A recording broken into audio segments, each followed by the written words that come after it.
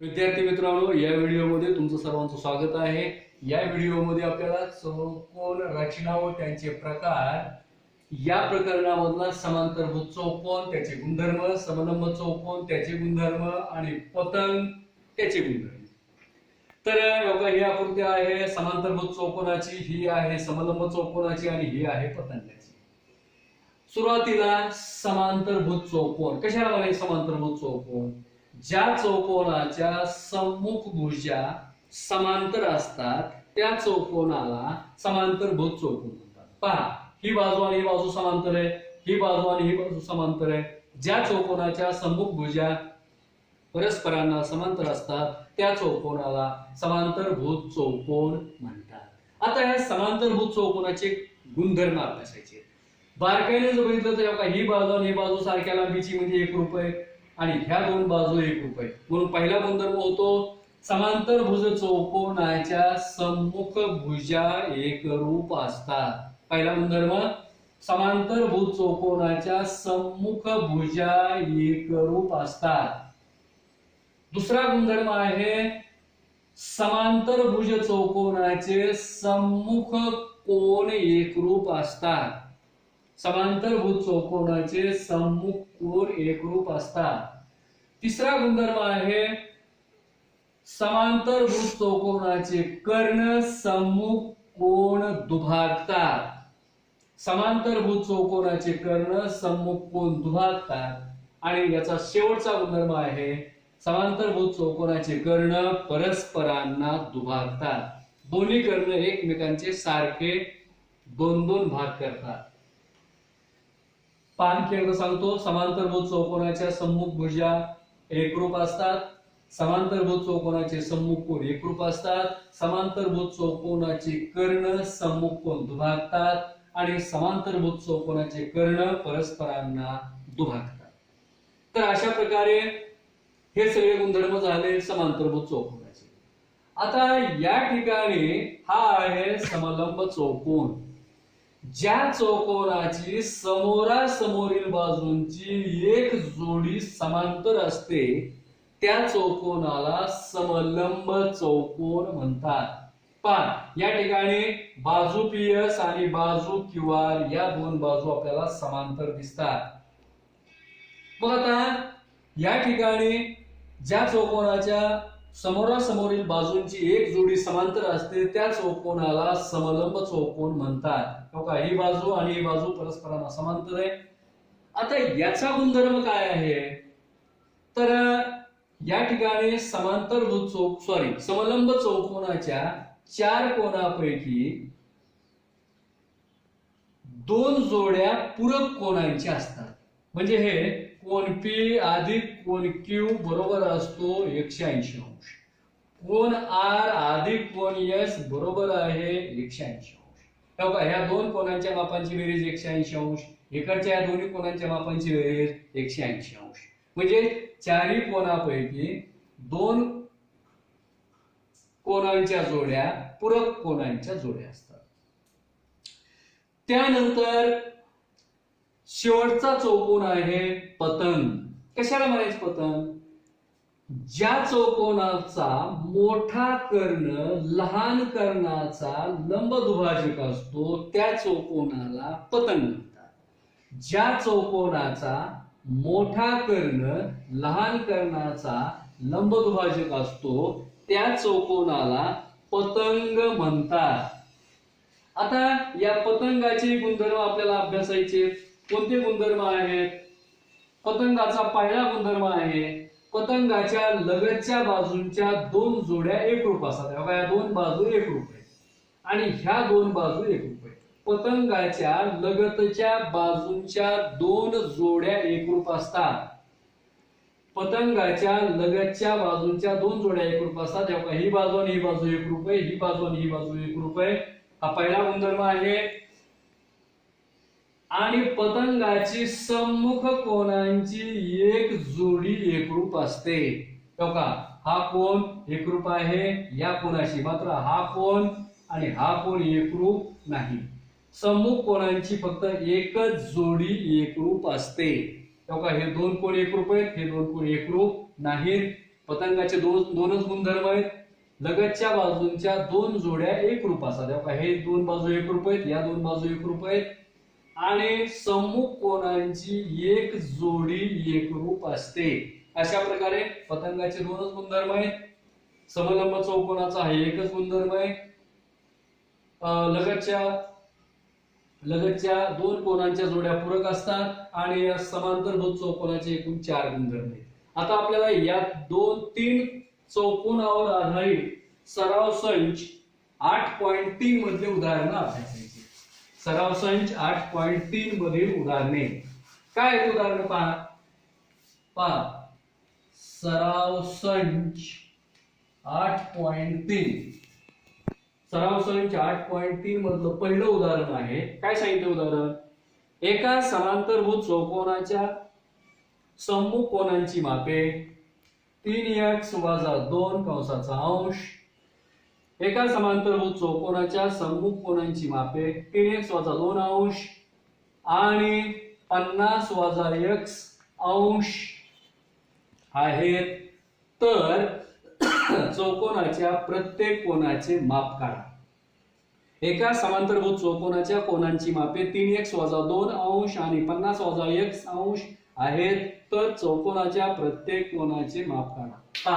हा समांतरभुज चौकोन आहे. आपल्याला सम्मुख कोनांची माप दिले. समजा या ठिकाणी हा 3x - 2 त्याचं माप असलेला हा कोन आहे आणि इकडचा कोन आहे 50 - x अंश. हा समांतरभुज चौकोन ABCD आहे. तर त्याच्या चौकोनाच्या प्रत्येक कोनाचं माप, याचं माप काढायचं, याचं माप काढायचं, याचं माप काढायचं आणि याचं माप काढायचं. मग आता याच्यासाठी आपल्याला गुणधर्म माहित असणं आवश्यक आहे की समांतरभुज चौकोनाचे सम्मुख कोन एकरूप असतात आणि म्हणून आकृतीवरून कोन बी किंवा माप कोन बी बरोबर आहे माप कोन डी. समांतरभुज चौकोनाचे सम्मुख कोन एकरूप असतात. त्याच्या आधारे आपण हे विधान मांडता आलं. बी चं माप आहे 3x - 2 अंश बरोबर आहे 50 - x अंश आणि म्हणून 3x - 2 बरोबर 50 - x. x चे पद एका बाजूला घ्या.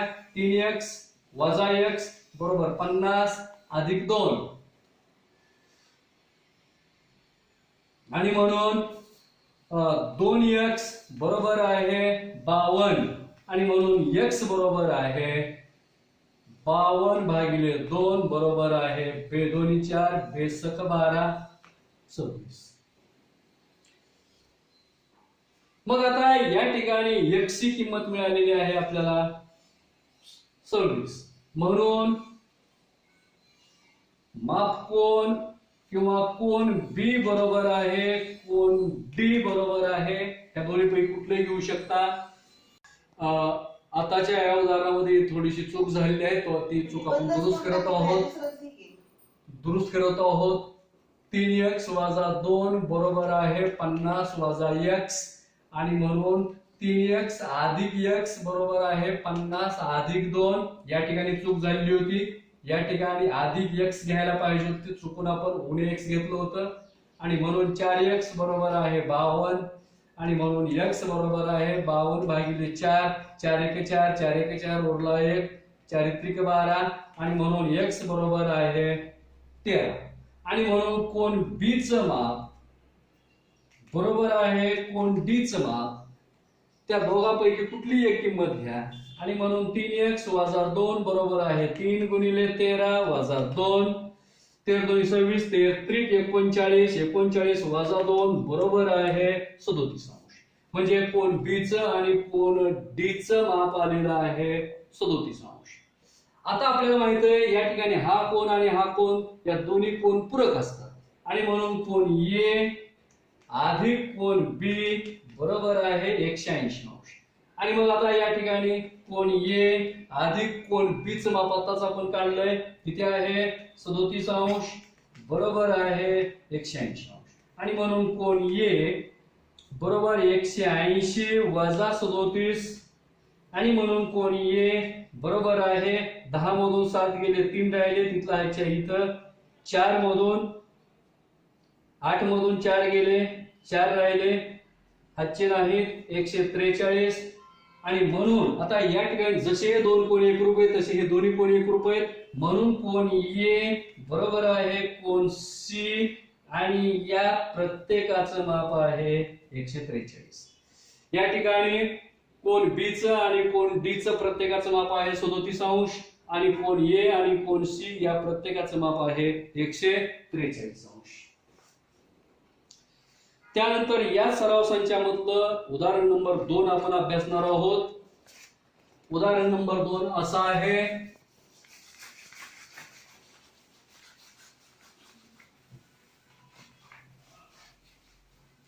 काय आहे उदाहरण नंबर 2? शेजारील समांतरभुज चौकोनाच्या आकृतीवरून खालील प्रश्नांची उत्तरे लिहा.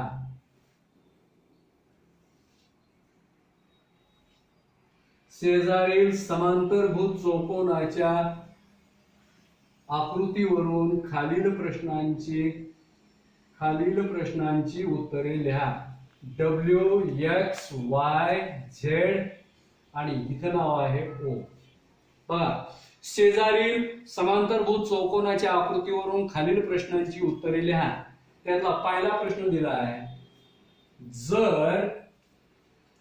जर लेंथ ऑफ WZ बरोबर 4.5 सेंटीमीटर तर लेंथ ऑफ XY बरोबर प्रश्नार्थची लेंथ ऑफ WZ बघा या बाजूची लांबी 4.5 सेंटीमीटर असेल तर लेंथ ऑफ XY किती. आपल्याला गुणधर्म माहिती आहे समांतरभुज चौकोनाच्या सम्मुख भुजा एकरूप असतात म्हणून लेंथ ऑफ XY बरोबर 4.5 सेंटीमीटर. पहिल्या प्रश्नाचं उत्तर मिळालं. दुसरा प्रश्न आहे जर लेंथ ऑफ YZ बरोबर 8.2 सेंटीमीटर तर लेंथ ऑफ XW बरोबर किती. आता लेंथ ऑफ YZ या बाजूची लांबी जर 8.2 सेंटीमीटर असेल तर आपल्याला WX या बाजूची लांबी विचारली.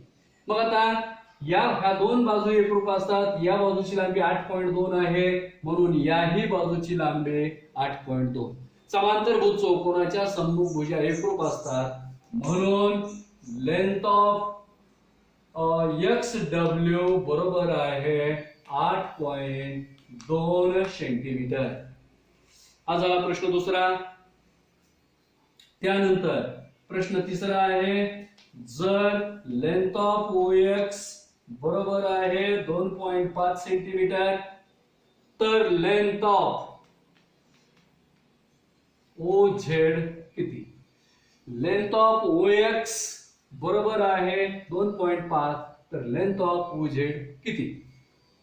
आपल्याला माहिती आहे समांतरभुज चौकोनाचे कर्ण परस्परांना दुभागतात म्हणून लेंथ ऑफ OX बरोबर आहे लेंथ ऑफ OZ आणि ह्या दोघांची लांबी 2.5 सेंटीमीटर.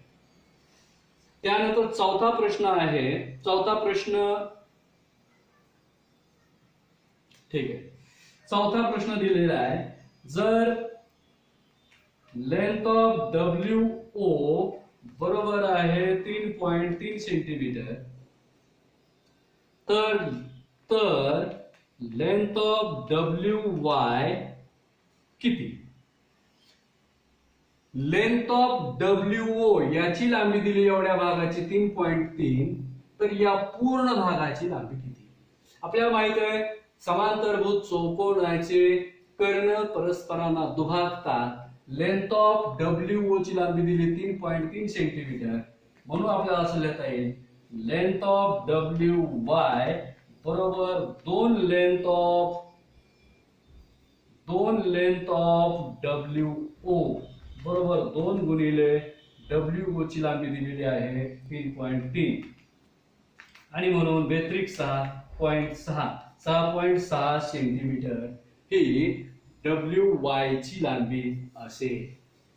त्यानंतर याच्यातलंच याच आकृतीवरच चौथा प्रश्न सांगितलेला आहे.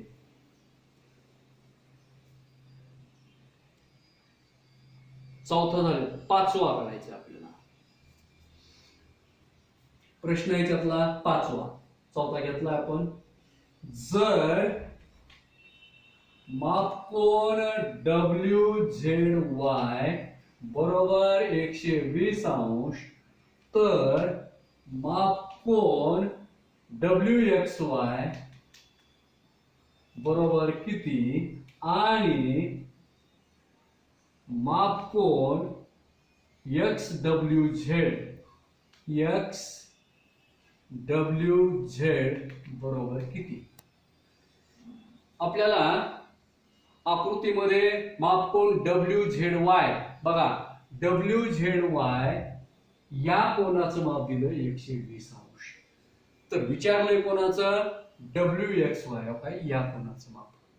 आपल्याला माहित आहे समांतरभुज चौकोनाचे सम्मुख कोन एकरूप असतात, म्हणून मापकोन WXY बरोबर आहे मापकोन WZY आणि या दोघांचंही माप 120 अंश, कारण समांतरभुज चौकोनाचे सम्मुख कोन एकरूप असतात. आता दुसऱ्यांदा विचारलंय मापकोन XWZ. आपल्याला माहित आहे या ठिकाणी हा कोन आणि हा कोन पूरक कोन असतात, म्हणून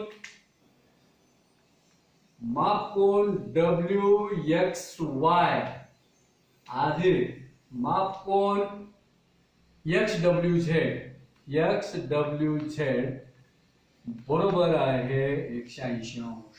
समांतरभुज चौकोनाचे लगतचे कोन पूरक असतात, म्हणून आपल्याला या कोनाचं माप अधिक या कोनाचं माप बरोबर आहे 180. मग आता आपल्याला कोणत्या कोनाचं माप माहिती आहे, WXY चं माप माहिती किती आहे 120 अंश अधिक मापकोन XWZ बरोबर 180 अंश आणि म्हणून मापकोन XWZ बरोबर 180 वजा 120 आणि म्हणून मापकोन XWZ बरोबर 60 अंश. त्यानंतर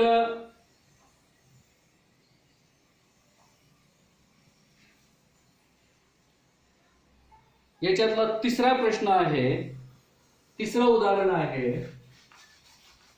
काय आहे उदाहरण पहा. या सरावसंचातलं चौकोन ABCD हा समांतरभुज चौकोन असा काढा की.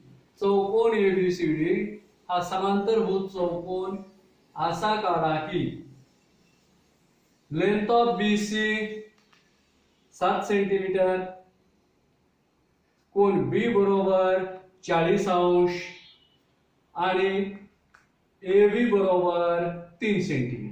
ABCD चौकोन ABCD हा समांतरभुज चौकोन असा काढा की BC ची लांबी घ्यायची 7 सेंटीमीटर, कोन B घ्यायचा 40 अंशाचा आणि बाजू AB घ्यायची 3 सेंटीमीटर.